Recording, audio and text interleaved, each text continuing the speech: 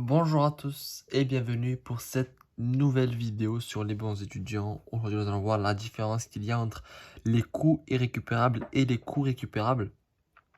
Donc, nous allons voir rapidement dans une très courte vidéo cette notion qui peut être importante à savoir et à maîtriser. C'est la nuance plutôt qui est importante à savoir et à maîtriser. Dans un QCM, on peut vous poser la question de savoir est-ce que vous connaissez la différence qu'il y a entre ces deux coûts-là, donc les coûts irrécupérables et les coûts récupérables. Juste avant de commencer la vidéo, je vous rappelle, comme d'habitude, qu'il y a en description plusieurs liens, plusieurs bons plans pour que vous, en tant qu'étudiant, vous puissiez gagner de l'argent. Donc, il y a deux liens qui vous permettent de travailler depuis chez vous et d'avoir un complément de revenus à chaque fin de mois. Et vous avez un troisième lien qui vous permet de récupérer une partie de l'argent que vous dépensez sur Internet via une application. Le lien de cette application est en description. Donc, les coûts, en fait, les coûts perdus sont des coûts irrécupérables. Donc, c'est le cas de la plupart des coûts, en fait, que des entreprises vont supporter. C'est-à-dire que, par exemple, la location de votre bâtiment, le loyer que vous allez payer pour un mois de location, vous n'allez pas le récupérer. C'est impossible. Vous avez payé l'argent pour pouvoir occuper le bâtiment. Et donc, c'est pas récupérable. Un autre exemple, le paiement des salaires. Quand vous payez votre employé, l'argent que vous avez donné à votre employé, vous n'allez pas pouvoir le récupérer. Euh, et c'est aussi le cas pour tous les biens intermédiaires utilisés dans le processus de production, que ce soit les matières premières. Si par exemple vous êtes pizzaiolo, l'argent que vous avez dépensé en tomates, en sauce tomate, vous n'allez pas pouvoir la récupérer. L'argent que vous avez dépensé, si vous êtes boulanger pour la farine, vous n'allez pas pouvoir le récupérer. Si vous êtes restaurateur, l'argent que vous dépensez pour tous vos produits, que vous partez au marché pour acheter vos produits, l'argent que vous avez dépensé au marché, il n'est pas récupérable. Mais parfois, certains coûts sont récupérables. Vous pouvez récupérer certains coûts ou bien en partie du coup. C'est-à-dire que si vous avez payé par exemple 500 euros, vous pouvez peut-être récupérer 300 euros. Et ça, c'est en fait, il s'agit en fait des coûts qui sont liés à l'achat d'inputs réutilisables. Il est donc possible de les revendre. Ça peut être le cas, par exemple, si vous achetez un camion pour votre entreprise, vous allez gaspiller de l'argent. On va dire que vous achetez votre camion à 30 000 euros. Mais par contre, ce coût, il est récupérable. Pas entièrement, parce que le camion va perdre de sa valeur.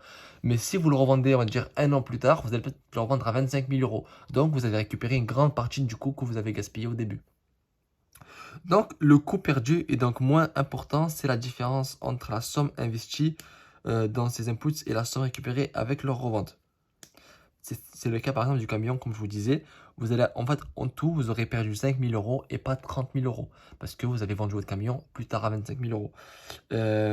Ces coûts, en fait, sont associés aux inputs de type capital. C'est-à-dire, j'ai oublié le coût, j'ai mis blanc comme j'ai oublié de mettre coût.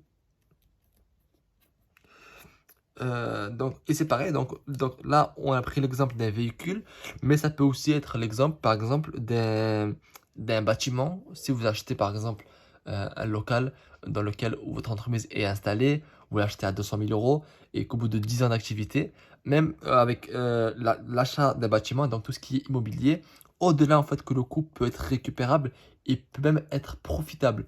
Par exemple, si vous achetez un local pour votre entreprise, pendant 10 ans, vous l'occupez, vous exploitez votre local, et puis vous décidez de fermer votre entreprise pour peut-être voyager ou pour prendre votre retraite.